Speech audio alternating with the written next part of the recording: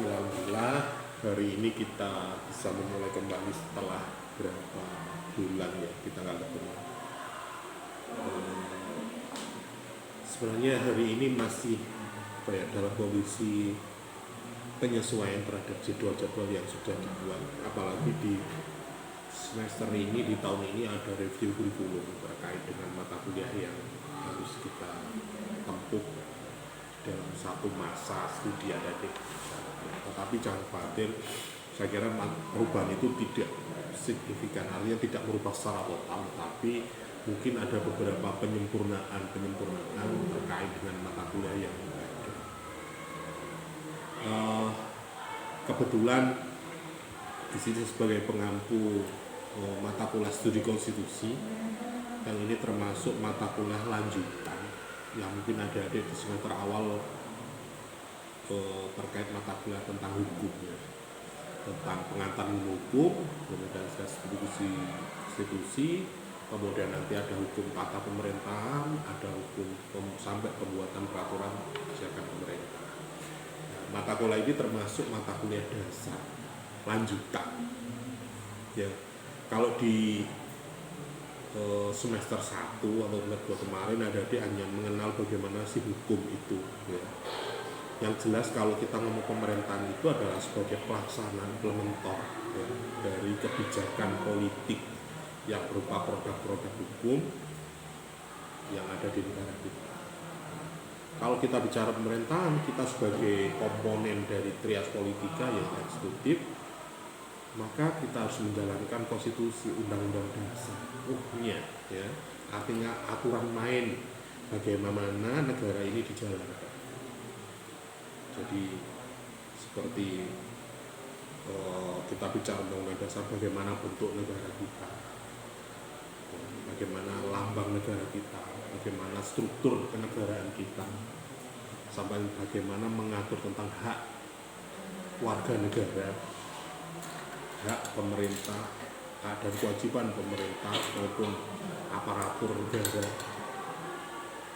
Ya mungkin adik-adik ketika ngomong negara dan pemerintah hampir tidak ada bedanya. Tetapi sebenarnya kalau kita ngomong negara, pemerintah boleh tidak ada, tapi negara harus tetap ada. Negara mana? Indonesia, NKRI. Pemerintahnya sistem apa? Boleh federal, boleh raja dan sebagainya boleh. Tapi negara NKRI harus tetap ada. Harus adanya seperti apa, inilah yang diatur di dalam konstitusi. Ke depan dalam semester ini adik-adik akan mencoba mengenal tentang bagaimana konstitusi di negara kita, apa sih yang Anda pahami atau yang kita pahami terkait dengan konstitusi. Tentunya pada pertemuan pertama ini saya tidak langsung menyampaikan materi, tetapi bagaimana perencanaan kita, model pembelajaran kita, sehingga kita bisa mampu memahami dan mengetahui secara teori maupun prakteknya dalam negara kita. Ini yang menjadi catatan penting bagi kita, karena mungkin adik-adik setiap hari, mungkin nggak setiap hari, ketika adik-adik sudah mulai mengenal bagaimana pemerintahan, bagaimana negara, mungkin banyak dipertontonkan perubahan-perubahan atau kejadian-kejadian di dalam negara kita, baik di media sosial, di televisi, di daerah kita, bahkan mungkin di kampung kita, di lingkungan kita sudah terjadi. Mungkin dalam waktu terdekat atau dalam 2 tahun ini adalah tahun-tahun politik. Nah, ini bagaimana? Mengapa kok bisa ada pemilu? Mengapa harus ada pergantian kepemimpinan? Itu karena konstitusi kita mengatur seperti beda kalau kerajaan, nah, beda lagi kalau sistem pemerintahan. Kalau kita menggunakan sistem republik, bisa juga ada periodisasi kekuasaan yang dijalankan di dalam negara kita. Nah, bagaimana prosesnya? Ini diatur di dalam konstitusi.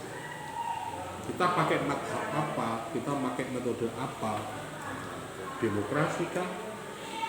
Atau yang lain? Jadi pertemuan pertama kita bahas tinjauan umum tentang sebuah konstitusi. Jadi sejarah pertumbuhan konstitusi itu seperti apa? Terus yang Anda pahami konstitusi itu apa? Ada yang memahami konstitusi itu undang-undang dasar, Pak. Kalau di dalam adik pernah menempuh mata kuliah Pancasila, pasti akan mata kuliah konstitusi. Ada istilah konstitusi, ada konstitusional, ada konstitusionalisme. Mungkin inti bahasanya sama, tetapi bagaimana penempatan istilah itu di dalam konteks praktik di negara. Konstitusional berarti prakteknya seperti apa? Kalau konstitusionalisme berarti pahamnya. Kemudian di situ juga kita akan pelajari tentang kedudukan dan fungsi, tujuan daripada. Kalau itu sebagai undang-undang dasar, maka itu adalah sebagai aturan utama. Kalau orang beragama itu undang-undang dasarnya, kitab sucinya adalah, kalau Anda Muslim ya Al-Quran, kalau Anda Katolik, Kristen mungkin Injil. Itu adalah kitab suci. Jadi kalau kita ngomong negara Indonesia, undang-undang dasarnya apa? Itu kalau ngomong negara. Kalau ngomong lebih kecil lagi, ngomong undang-undang partai politik misalnya. Maka yang dipakai adalah undang-undang partai politik itu. Ada namanya ADART, anggaran dasar. Kalau di organisasi kemahasiswaan bisa juga PDPRT, peraturan dasar organisasi. Itu yang menjadi landasan sebuah berlakunya gerakan dan sebuah organisasi. Terus sampai ke bawah. Kalau Anda sebagai manusia, sebagai seorang muslim, apa prinsip dasar Anda? Yang menjadi acuan dalam aturan hidup perilaku Anda itu apa? Selain ngomong konteks negara, oh saya manusia, berarti pakai undang-undang kemanusiaan. Kalau Anda mau orang muslim perilakunya, maka ya Anda harus menaati apa yang menjadi dasar aturan agama yang Anda yakini. Itu berarti konteks konstitusi, ruh. Kalau bisa saya katakan bahwa konstitusi itu adalah sebuah ruh sebuah organisasi, ruh sebuah penyawa. Jika misalnya Anda nggak punya ruh, misalnya ruhnya dicabut pagi tadi jam 6 ya, mungkin hari ini banyak yang menangis, banyak yang baca qul tahlil dan sebagainya.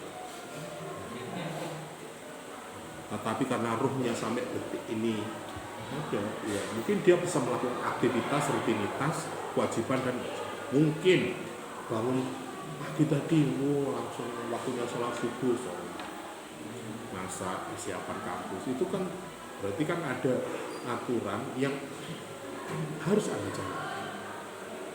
Jadi ruhnya masih.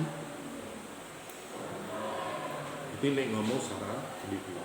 Nek ngomong organisasi pemerintah berarti harus menjalankan apa saja yang disepakati di dalam konstitusi. Nah, kalau kita bicara apa isi konstitusi, itu adalah produk politik, produk hukum, produk suatu kesepakatan antar individu membentuk sebuah. Begitu juga Anda. Kalau tadi saya sampaikan di individu Anda yang kesepakatan dengan Tuhan, maka Anda ingat nggak ayat Al-Quran yang menjelaskan bahwa Anda itu terbuat dari setetes sperma dan segumpal darah. Kemudian pada usia berapa bulan Anda sudah ada kontrak politik dengan Tuhan. Ya wis Gusti, saya akan lahir ke dunia. Apa yang Anda harus lakukan?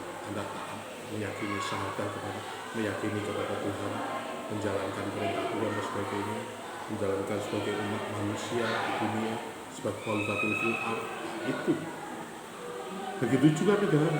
Negara ini bisa terbentuk negara karena ada konsekuensi, ada konklusi, ada sebuah kesepakatan antar individu membentuk sebuah kelompok, sebuah organisasi, sebuah negara. Wis terbentuk negara, apa yang Anda harus lakukan? Ada beberapa mekanisme di dalam sebuah negara itu agar menjadi sebuah konstitusi. Nek ngomong pengaturan hukum, berarti hukum itu harus ada institusi yang menetapkan, yang membuat. Nah, Kalau ngomong negara berarti ada lembaga-lembaga yang menetapkan konstitusi itu. Siapa? Ya bisa juga DPR, MPR itu Majelis Permusyawaratan Rakyat, Dewan Perwakilan Rakyat sebagai perwujudan. Kalau dulu bahasa Orde Baru itu mandataris dari masyarakat, perwakilan dari individu-individu membentuk sebuah institusi kelembagaan yang diberikan kewenangan untuk membuat sebuah konstitusi atau peraturan perundang-undangan di dalam itu. Kalau kita bicara konstitusi, memang ini bukan apa ya? Mungkin kalau dulu saya sampaikan bahwa hukum itu ada ciptaan Tuhan, ada ciptaan manusia.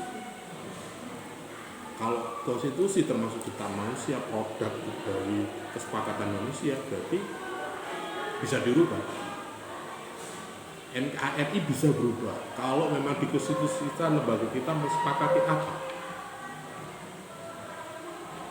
Yang terjadi hari ini mungkin terkait dengan masa jabatan. Di jabatan kepala negara kita pakai model apa? Presidensil kah?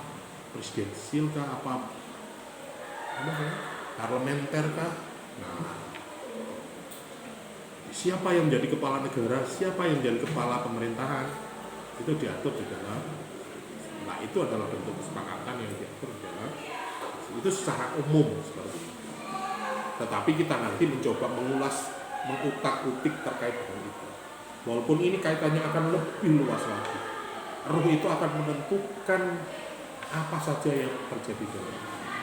Kalau tadi saya sampaikan bahwa nanda, andai kata tadi pagi ruhnya sudah tidak ada, mungkin hari ini tidak ada aktivitas seperti yang kita lakukan hari ini. Cukup dari situ. Mungkin ya orang yang nangis, orang yang tertawa, ada yang nggak bisa berucap dan sebagainya. Ini intinya.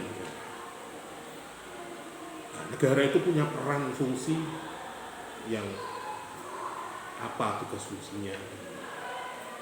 Konstitusi itu juga nanti kita akan bicara tentang klasifikasi dari konstitusi. Kemudian pada pertemuan kedua kita bahas tentang negara, konstitusi, dan pemerintah. Apa sih kausalitas hubungan antara negara, konstitusi, dan pemerintah? Konstitusi bisa juga aturan secara umum.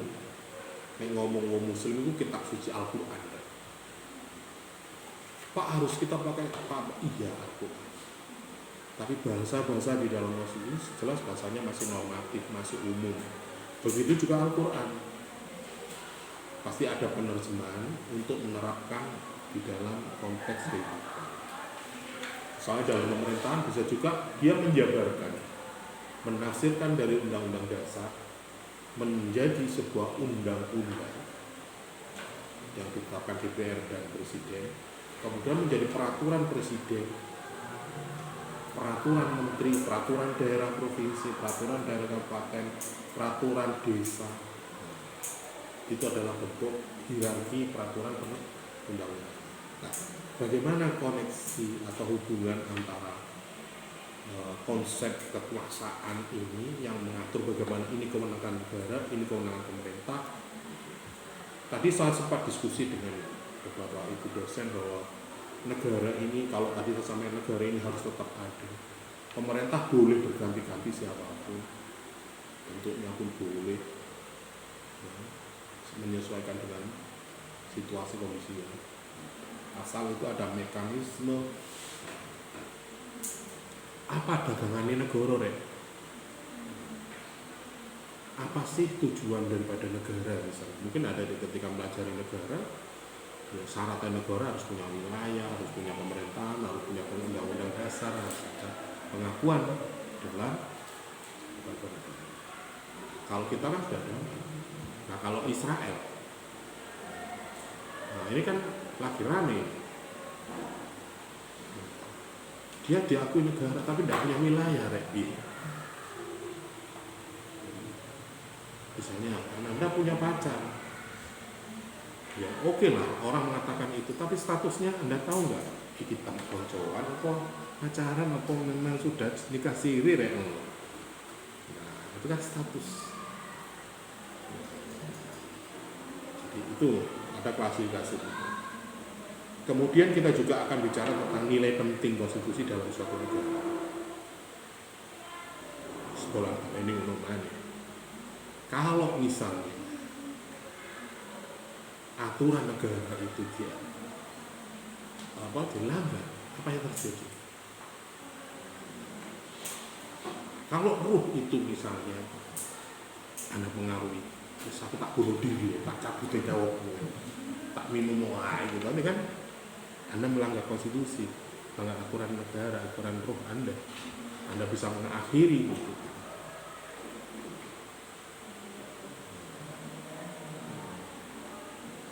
Ya, kalau ngomong konstitusi karena itu buatan manusia boleh saja kalau memang awakmu wis frustasi wis urip karo gawe wis piye iki Pak. Atau negara itu dalam kondisi yang kacau. Apa yang harus menjadi? Siapa yang harus mempertahankan negara ini? Nek secara kelembagaan ya TNI. Misalnya negara ini kolab, pemerintah kolab, presidennya tak wawuran ya, terus gak jawel lah, sak kawar PDW, masyarakat dewe mau kabeh, wah, siapa yang ada? Maka kalau dalam undang-undang dasar yang mengambil alih adalah TNI Polri, terutama TNI. Makanya kalau kita ingat G30 SPKI, nah itu negara dalam katanya dalam kondisi darurat, akhirnya diserang.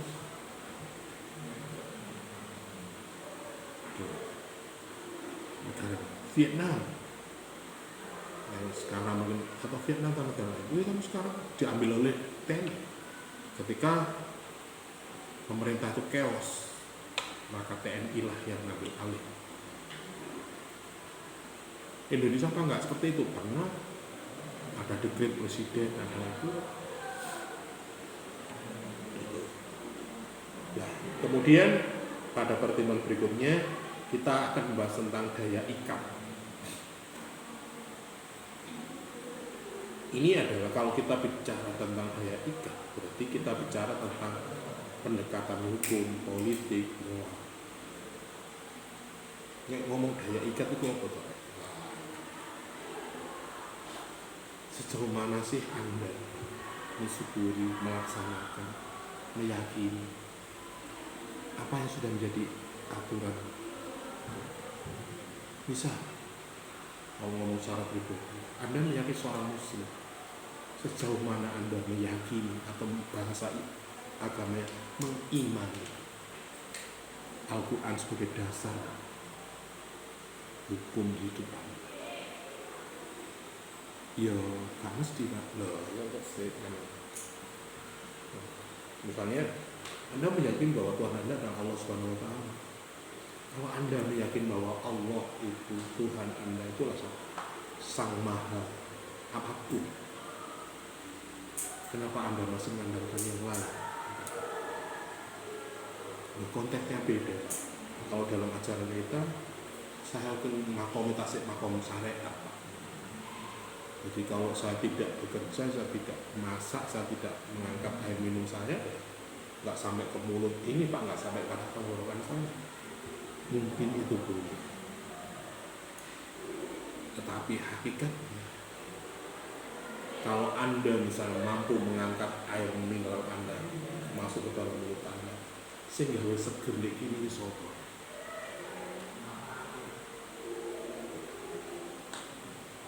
yang bisa merasakan. Nah itu misalnya rumput masih ngombe nono ya wis mau metu ngene iki. Sama halnya ketika Anda melihat bunga mawar merah. Kalau Anda sepintas melihat mawar warna merah ya merah. Tapi kok bisa Anda mengatakan mawar merah itu cantik, indah, itu harum? Itu kan berarti ada filsafat yang hakikat. Ini daya ikat itu selesai. Nah, kalau ini konteks negara, ya rasa nasionalisme, patriotisme itu. Oke, kemudian ada perbandingan konstitusi. Nah, perbandingan konstitusi ini bisa juga dari negara-negara yang lain. Atau bisa juga konstitusi yang pernah berjalan di negara kita atau dalam sejarah. Kalau Anda ingat ketika ada mempelajari ilmu hukum, tahapan untuk mencapai penerapan hukum formal itu kan ada hukum adat, ada hukum agama, ada hukum sila dan sebagainya, baru ke hukum formal. Begitu juga kalau ngomong kok perbandingan konstitusi, ini diarahkan kepada perbandingan bagaimana konstitusi di negara-negara yang lain. Apakah semua negara harus sama dengan negara kita? Malaysia tidak menerapkan Pancasila, Amerika tidak menerapkan Pancasila. Mungkin dia hanya menerapkan 3 sila atau 4 sila, atau bisa juga 1. Dan kita mungkin bisa dikatakan sempurna menurut kita. Jadi manusia itu harus Pancasila, minimal 1, beragama, titik. Karena kita ada punya keterbatasan.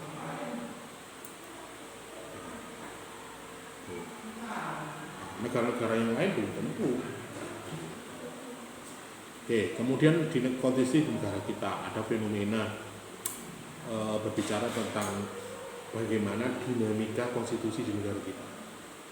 Jadi tidak ada kesepakatan itu langsung terus ini ya mulai sekolah sama halnya adik semester 1 loro tertib luncang semester 4 5 6 wis karepe dhewe-dhewe. Terus semester 7 sing bobo nikah. Mohon maaf Pak, saya udah kerja. Loh kenapa kamu nggak datang? Saya belum dapat izin ya Pak dari tempat kerja. Berarti ya ini ono sing situ udah menikah. Pun Pak kalau derek suami dan ini kering mantuk diki lah. Engko rek perjalanan. Semua akan mengalami dinamika kehidupan yang bisa juga vertikal, horizontal, zigzag seperti itu. Tapi saya berharap mungkin adik-adik juga berpikirnya ya lurus-lurus aja kan ya. Tetapi jalan hidup itu kan lika-liku pasti ada dan terjadi. Tetapi kalau Anda siap dengan kondisi situasi itu ya bukan berarti itu halangan, tetapi konsekuensi, komitmen, tantangan yang harus mana yang harus Anda lakukan, mana yang harus Anda prioritaskan. Ada yang beralasan Kak, kelas Anda misalnya, Pak saya kerja ya Pak, nah terus saya belum dapat izin, maunya apa kamu? Mau minta tanda tangan Pak? Lah yo gara-gara tanda tangan ke izinnya akhirnya molor. Ya semua bekerja, semua harus ada skala prioritas. Itu dinamika di dalam negara kita juga mengalami dinamika kepemimpinan yang bisa dikatakan yo nggak sama dengan negara yang lain. Kalau katakanlah hari ini peringatan 17 G33, mana ada dalam semalam 6 jenderal atau berapa jenderal terbunuh. Bayangkan di negara mana yang pernah ada terjadi kekejaman seperti di negara kita. Negara dulu corong presiden ini saat ini kayak apa?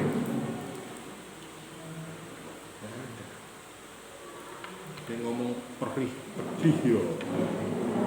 Negara kita dijajah yang katanya 350 tahun. Kemudian wis merdeka, terus pergantian kepemimpinan sampai terjadi pembunuhan beberapa jenderal perwira. Iki sing tanggung jawab negara rek. Ini adalah dinamika di dalam. Mengapa ini terjadi? Ya ini masih dalam perdebatan fenomena kondisi yang mungkin. Ya, mungkin ada sebagian kelompok yang punya ambisi, punya keinginan yang di luar, ingin menguasai negara kita, yang negara besar ini, negara yang penuh dengan kenikmatan. Oke, kemudian berikutnya kita bicara tentang amandemen.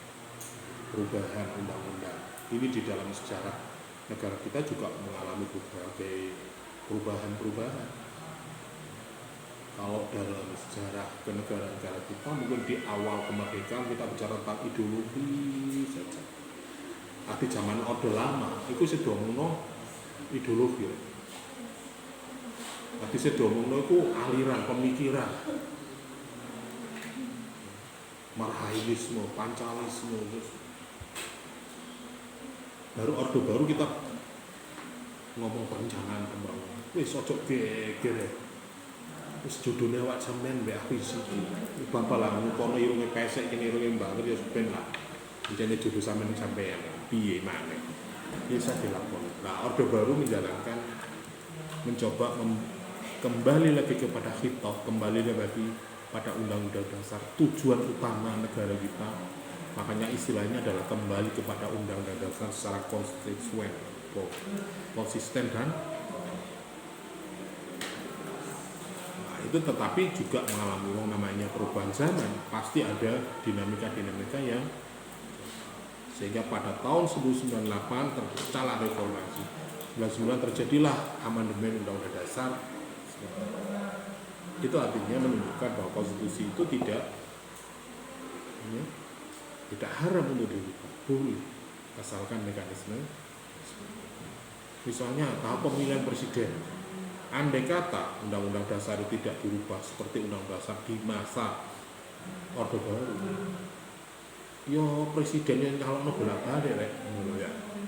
Mana ada di negara mana sistem pemerintahan presidensial yang terpilih sampai 5 kali, kalau tidak hanya di Indonesia. Berarti saya salah apa nih? Loh, apakah Pak Harto tidak sah Pak menjadi kepala negara? Yo sah karena konstitusinya mengatur itu. Tapi kalau sekarang yo nggak sah. Maka apa? Mungkin bisa juga masa jabatan priorisasi seseorang bisa mencalonkan menjadi kepala negara atau kepala pemerintahan itu atau presiden hanya 2 kali. Bahkan kemarin akan muncul 3 kali. Nah, toh sampai tingkat bawah kepala desa dulu terus diangkat seumur hidup. Zamannya Pak Karno presiden juga seumur hidup. Mungkin sebagian perangkat desa, sekdes atau kepala desa dulu ada yang seumur hidup. Jadi sampai dia meninggal.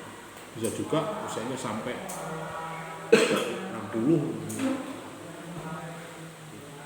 Nah, kemarin ada undang-undang baru karena di sistem kenegaraan kita konstitusi mengatur 2 periodisasi, maka kepala desa ya bingung, loh Pak, aku nih 5 tahun, 6 tahun gak cukup Pak. Tapi kita boleh 3 kali, janganlah mau presidennya pindu, mau sampai dulu kan ono. Ya wis pindu ae, tapi masa jabatannya jadi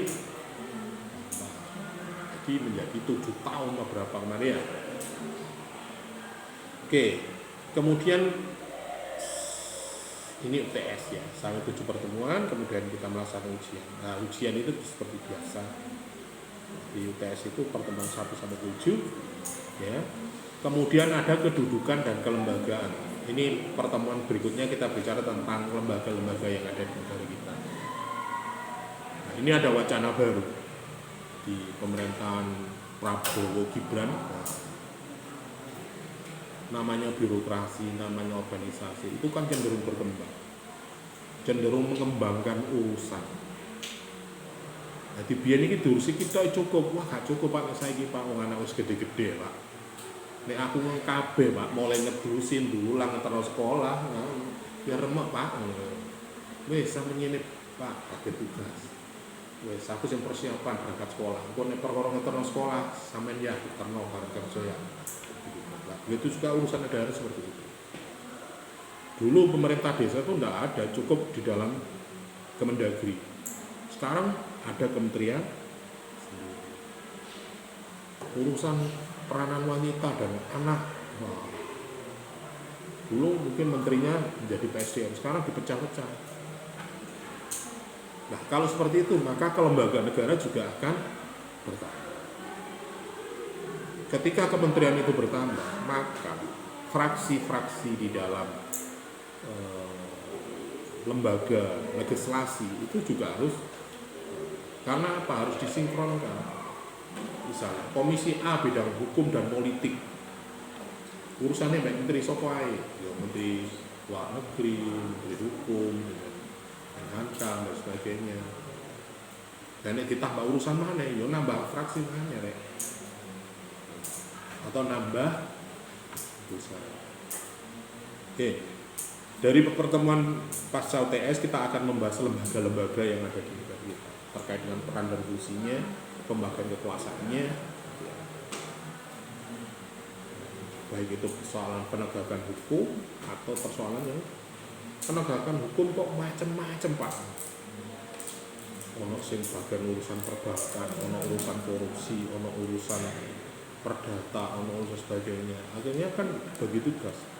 Ada Kejaksaan Agung, ada KPK, ada kepolisian, ada Satpol PP, ada Ansip, ada Satgas mafia tanah, Satgas mafia apa ya, hanya ada badan namanya ad hoc, ada yang badan yang memang dibentuk secara permanen, ada yang tidak.